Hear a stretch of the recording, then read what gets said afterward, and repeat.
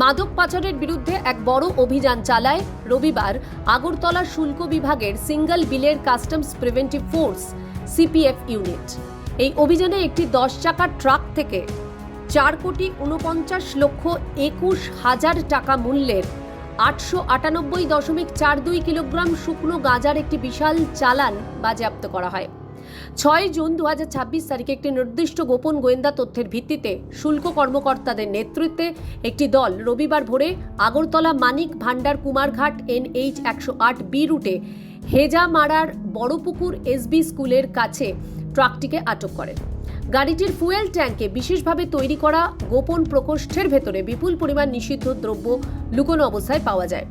সিঙ্গারবিলের CPF সুপারিনটেন্ডেন্টের নেতৃত্বে অভিযানকারী দলটি গাড়িটিতে পুঙ্খানুপুঙ্খ তল্লাশি চালায়। তল্লাশির সময় ফুয়েল ট্যাঙ্কের গোপন প্রকোষ্ঠ থেকে গাঁজার তীব্র গন্ধযুক্ত শুকনো পাতাযুক্ত উদ্ভিদ উপাদান ভর্তি 135টি প্লাস্টিকের মোড়কে মোড়া প্যাকেট উদ্ধার করা হয়। এনডিপিএস ফিল্ড ড্রাগ টেস্টিং কিটের মাধ্যমে বাজেয়াপ্ত পদার্থটি পরীক্ষায় গাঁজা হিসেবে শনাক্ত হয়। 1985 সালের এনডিপিএস আইনের প্রাসঙ্গিক বিধান অনুযায়ী ট্রাকের চালককে ঘটনাস্থল থেকে গ্রেপ্তার করা হয়।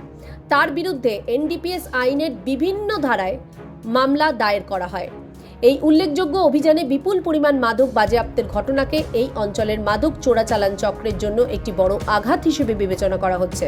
এই চক্রের উৎস, গন্তব্য এবং এর সঙ্গে জড়িত অন্যান্য ব্যক্তিদের শনাক্ত করতে আরও তদন্ত চলছে বলে তদন্তকারী আধিকারিকদের পক্ষ থেকে জানানো হয়। আগরতলা শুল্ক বিভাগ মাদক পাচার সংক্রান্ত যে কোনো বিশ্বাসযোগ্য তথ্য প্রদানের জন্য জনসাধারণের কাছে আবেদন জানিয়েছেন।